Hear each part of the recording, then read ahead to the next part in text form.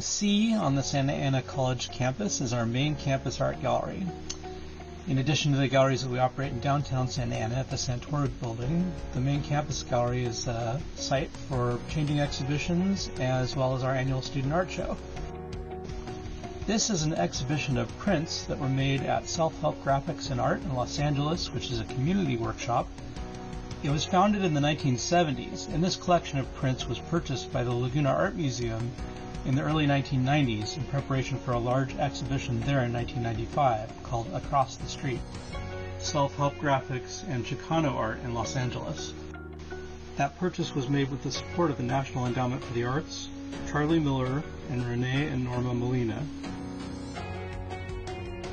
The themes that occur in this artwork are universal: religion, family, politics, language, but the viewpoint is specifically Chicano, which provides a terrific opportunity to understand and share and compare and learn for everyone that gets an opportunity to see it.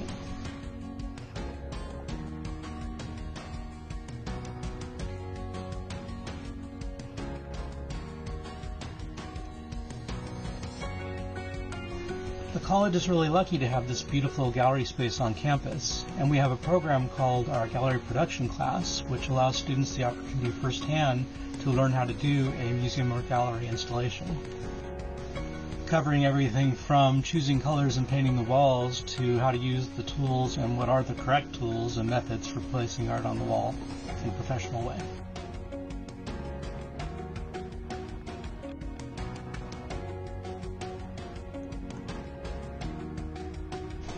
We do several changing exhibitions a year, both here in the main campus gallery and in the two spaces that we operate at the Santoro Building.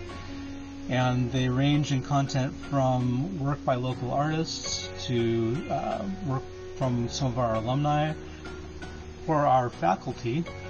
And then again, sometimes it's work from local art collectors or museums or galleries. And as I mentioned, this is where we would traditionally have our annual student art show, where we'll have anywhere from 100 to 300 pieces of art on display. And there are programs for awards every year, which is another really great opportunity for our students.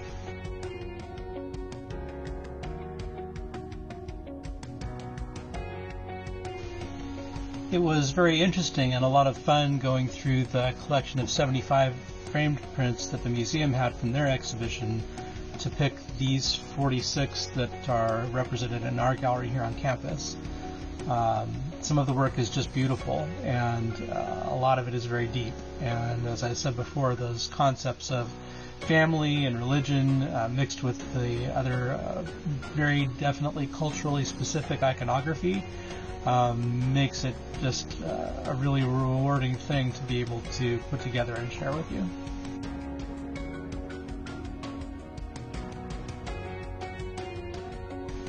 During this time where we can't make the gallery open and available to the public or the students, we've tried to push harder in the direction of making things available online. So there is a website where this exhibition and the other exhibitions that we put on are represented virtually with video walkthroughs like this one, and maybe a better opportunity to spend some time specifically looking at a single piece of art and reading whatever information we have about it. These prints, there are definitely things worth reading there.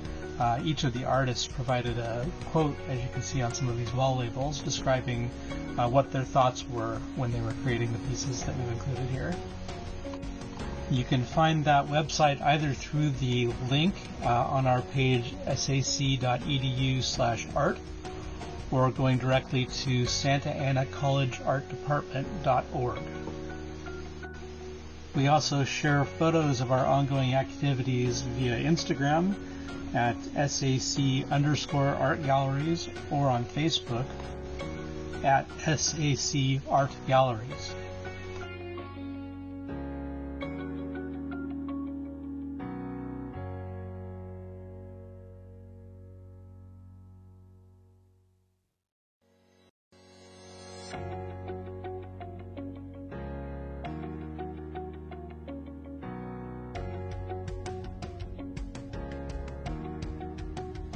I'd like to read to you a little bit from the catalog from the 1995 exhibition, which calls out some of the specific prints that are included also in this show, from a section called Persona and Personal Experience. The importance of creating a personal identity, or persona, is central to the Chicano and Chicana experience. Irina Cervantes describes her danza ocelotl as a self-portrait, yet her mirror reflects not her own visage, but symbols of her Aztec ancestral past. Patsy Valdez's The Dressing Table and Diane Gamboa's Untitled Self-Portrait evoke contemporary thoughts of Hollywood-style glamour and vanity. Richard Duardo's Boy George and Slipping God and Mickey explored the idea of a carefully crafted pop culture image, rooted more in the contemporary art world and Disneyland than in imagery derived from his ethnic background.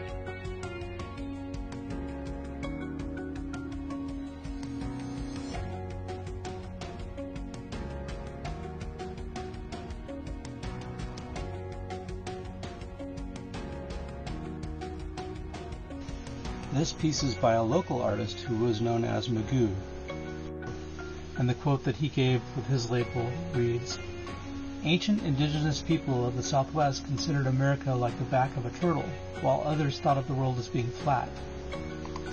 Turtle Island refers to this concept. This scenario depicts a vision of indigenous-based aesthetic and architectural forms, as well as reflecting local car culture in Magoolandia, California.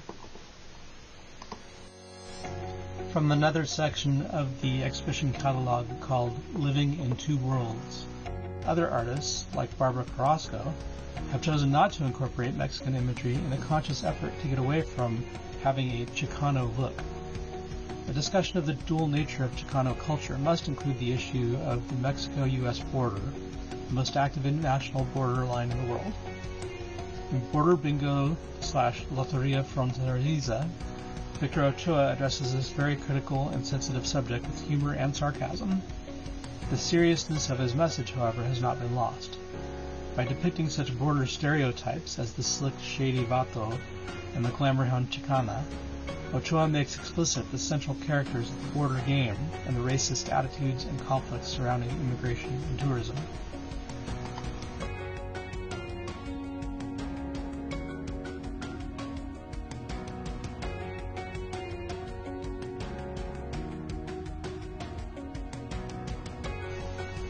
From the artist's quote about this piece, "This print is a war piece. Unfortunately, war is sometimes condoned, almost necessarily.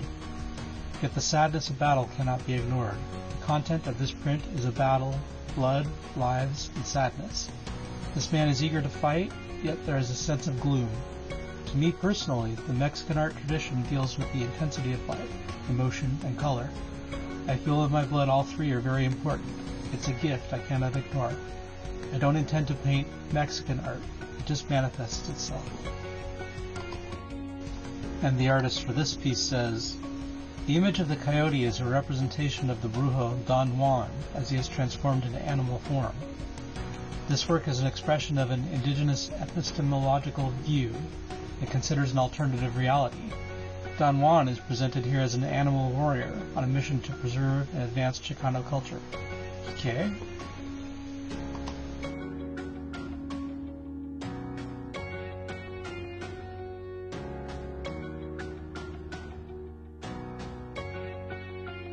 Responding to a newly discovered sense of identity, Chicanos in the 1970s sought to inform themselves and the community at large about Mexican and Mesoamerican cultural history.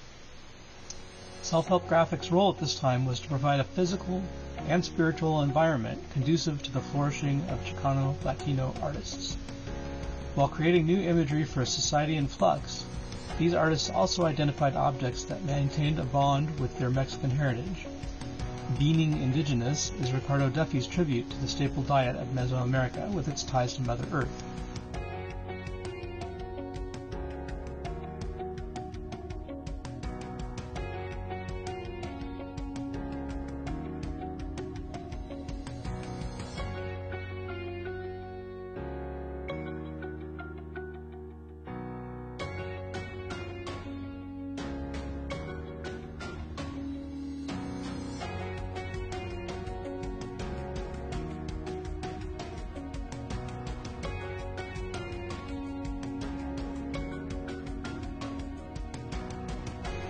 From a section of the catalog called Not to Remain on Earth Forever, the Spiritual in Chicano Art.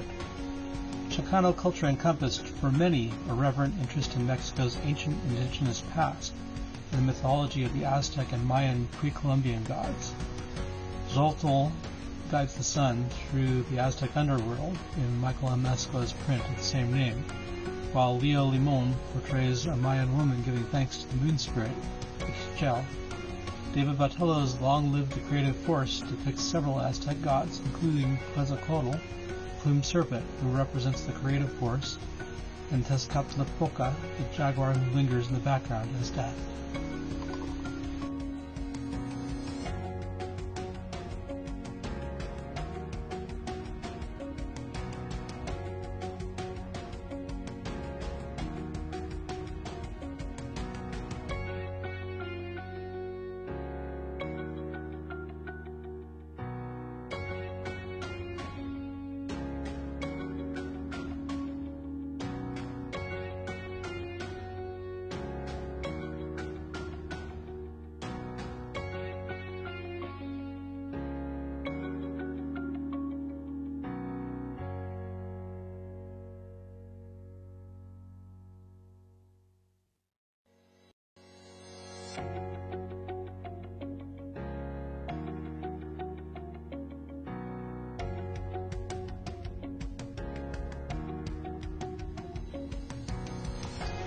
The artist for this piece writes, "My print is a statement about oppression. It's about people who struggle to survive while their lands are stripped away and their resources siphoned.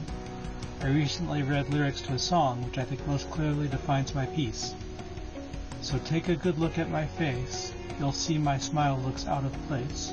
If you look closer, it's easy to trace the track of my tears."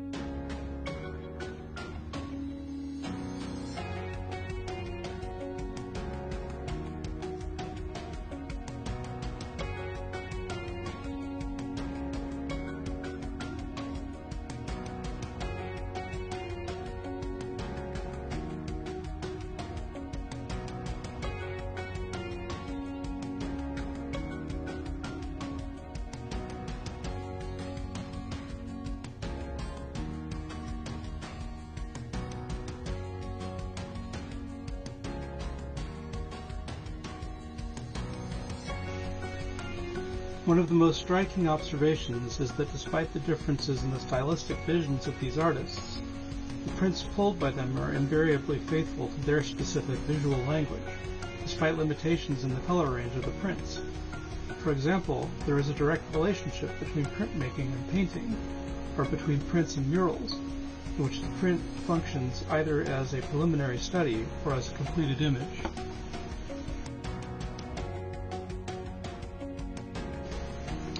For this piece, the artist writes, "A personal piece celebrating the birth of my first child, Sarah Paloma, depicted at 4 months. The two weavings are used to symbolize two cultures from her background, Mexican and Indian, as well as the varied textures and interweavings of life. The photographs symbolize connections to her past. She's named for her great-grandmother, Sarah. The feathers on the rug symbolize the feathers of a dove, which in Native American cultures stands for good deeds and power in one's life.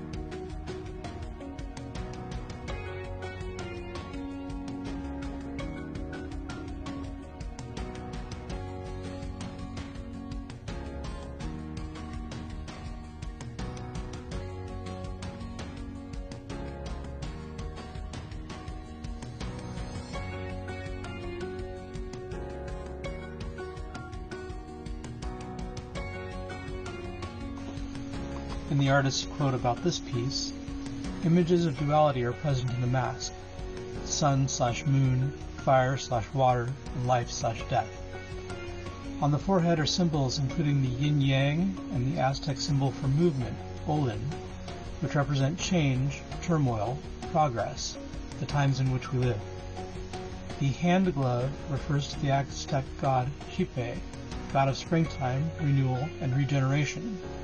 Ocelotl, the jaguar, is a very sacred and revered animal in Mesoamerican religion, which I incorporate into many of my works. Viva la vida and Mi vida loca are familiar expressions celebrating life and laughing at our contradictions.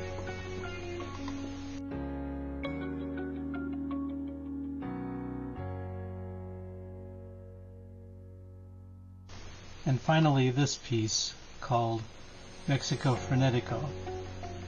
The print deals with ways of thinking of Mexico. The banner is in the style of a tourist brochure. The eagle is folk artsy. The snake is designy.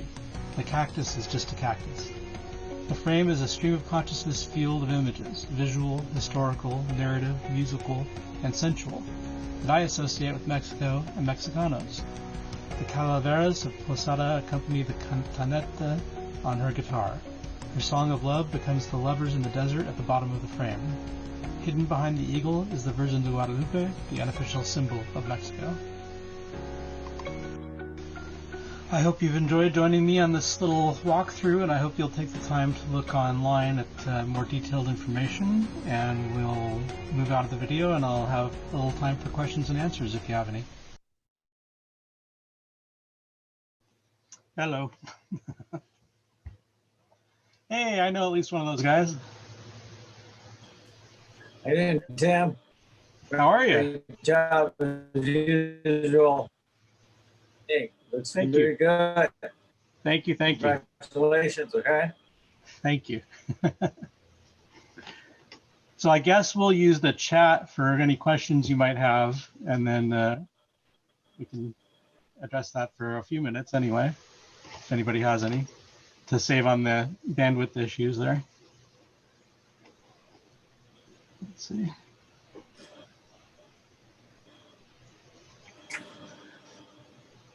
No questions? I'm okay with that too.